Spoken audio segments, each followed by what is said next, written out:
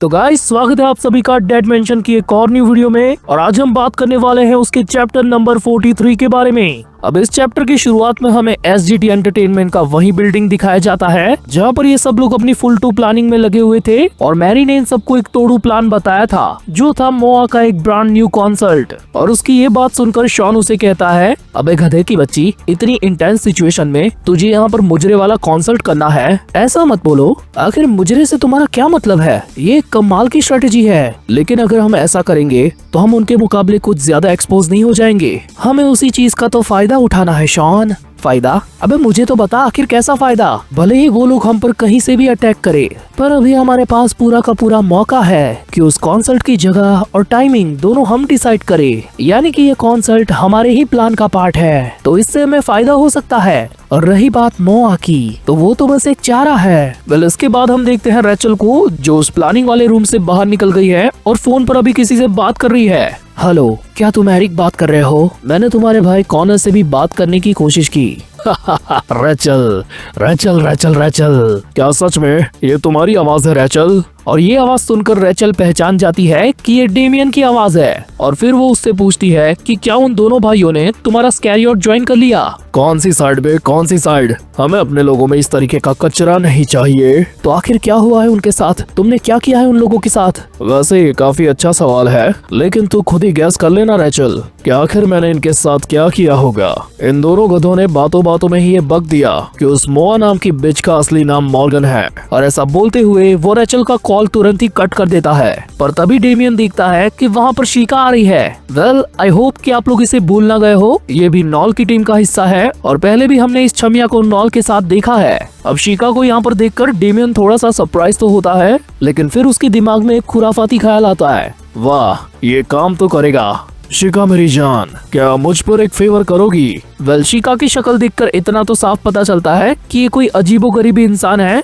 इसने अपने एक ईयरिंग के अंदर ब्लू कलर का स्टोन पहना हुआ है और इसकी आंखें भी देखो पूरी की पूरी रेड हो चुकी है और उसकी एक आंख के अंदर प्यूपिल्स की जगह एक प्लस का साइन दिख रहा है। और यहाँ से सीन वापस से शिफ्ट होता है SGT एंटरटेनमेंट में। वेल यहाँ पर ये सारे लोग स्लेंडी भाई की तबाही के मलबे को समेट रहे होते हैं। तभी पिल्ग्यू के हाथ में एक जला हुआ बॉक्स लगता है और उस बॉक्स के अंदर होती है कई सारी गिफ्ट्स जो मोआ के फैंस ने उसे भेजी है। और पिल्ग्यू को उस बॉक्स के साथ उसका बड़ा भाई देख लेता है और उसे ऑर्डर देते हुए कहता है, पिल्ग्यू अभी की सिचुएशन काफी ज्यादा खराब हो चुकी है। हम लोग सच में खुद नहीं जानते कि आखिर अंदर से क्या निकल सकता है, तो अच्छा यही होगा कि हम इसे ना खोले, इसे कहीं दूर ले जाकर फेंक दो। हमारे लिए सबसे पहली प्रायोरिटी मोआ की सेफ्टी है। पर तभी पिल्ग्यू नोटिस करता है कि मोआ भी बिल्कुल वहीं पर खड़ी है और ये सारी बात उसने सुन ली है। वो सीधा नीचे जंप करके अपने दोनों अंकल से कहती है कि अंकल ये मेरी चीज है तो आप इसे मुझे ही दे दो। और ऐसा कहते हुए वो गुस्से से पिल्ग्यू से वो बॉक्स छीन लेती है। मोआ ऐसा नहीं करते बेटा,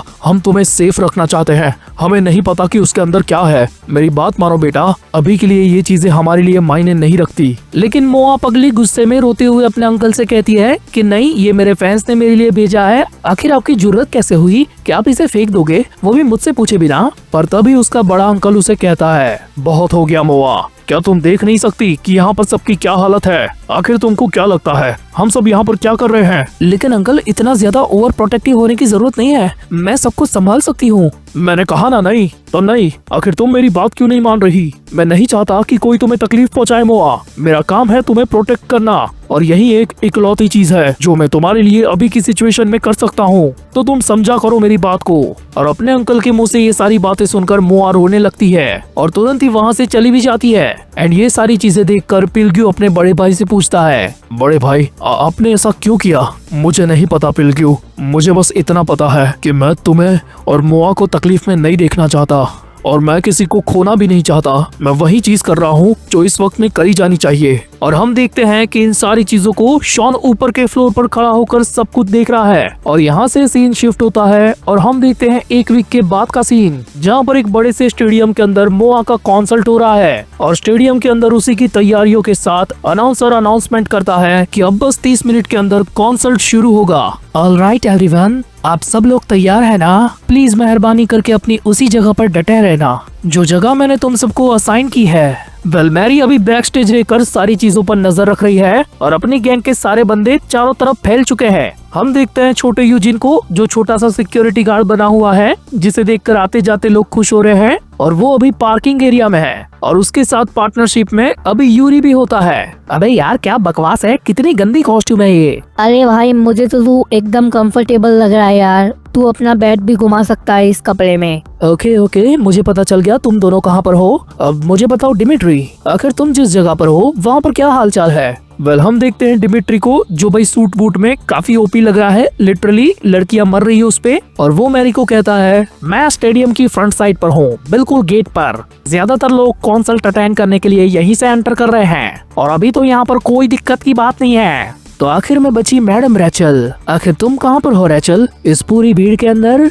रैचल क्या तुम्हें मेरी आवाज नहीं आ रही? मुझे डिस्टर्ब मत करो मैरी, मेरे पास तुमसे बात करने का वक्त नहीं है। मैं यहाँ की ऑडियंस में अंडरकवर अटेंडी बन के आई हूँ। मैं तुम सबकी बात सुनती रहूंगी, लेकिन यहाँ पर रहकर मुझे चीजों को अपने तरीके से करना होगा।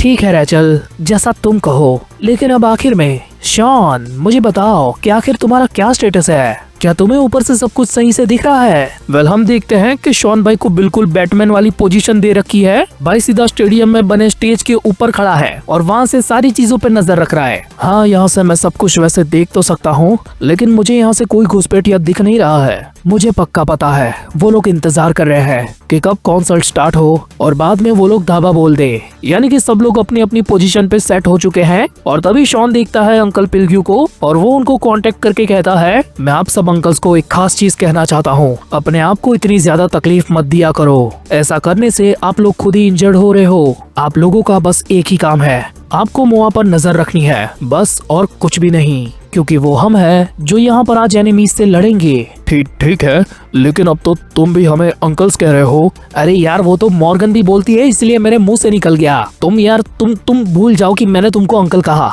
ऑलराइट, अब तुम हम सबके बीच में हो। मुझे बताओ क्या तुम पूरे तरीके से तैयार हो? मॉर्गन तो ठीक है, हर कोई अपनी जगह पर है। अगले 5 सेकंड्स में लाइट्स बंद होगी और जैसे ही स्पॉटलाइट सीधा तुम पर आए तो तुम शो को स्टार्ट कर देना मॉर्गन। अब मैरी के इतना बोलते ही उस आखिरी 5 सेकंड्स का काउंटडाउन शुरू होने वाला होता है और तभी हम देखते हैं कि पार्किंग एरिया में कोई एंटर करता है और यूरी उस नए मेहमान से कहता है भाई साहब आप जरा लेट है, प्रोग्राम भाई शुरू होने वाला है, अब तो तुम काफी ज्यादा लेट हो। और नंबर 5 के काउंटडाउन के साथ हम देखते हैं कि यहाँ पर एंट्री हो चुकी है एरिक की और उसके साथ शिका भी है और अभी एरिक की एक आंख में अलग सी चमक हम देख सकते हैं, शायद से उसके साथ कुछ किया गया है। और यहाँ से सीन शिफ्ट होता है डिमिट्री की तरफ और वो देखता है कि उसके सामने एक हट्टा कट्टा बंदा बिल्कुल ज़ॉम्बी वाली चाल चलते हुए आ रहा है और हम इसे जानते हैं ये एरिक का ब्रदर कॉनर है। और क्लोजअप में हमें पता चलता है कि शिका ने इसके साथ भी कुछ किया है क्योंकि इसकी भी एक आंख चमक रही है। और यहाँ पर काउंटडाउन 4 खत्म होता है और हम देखते हैं रैचल को,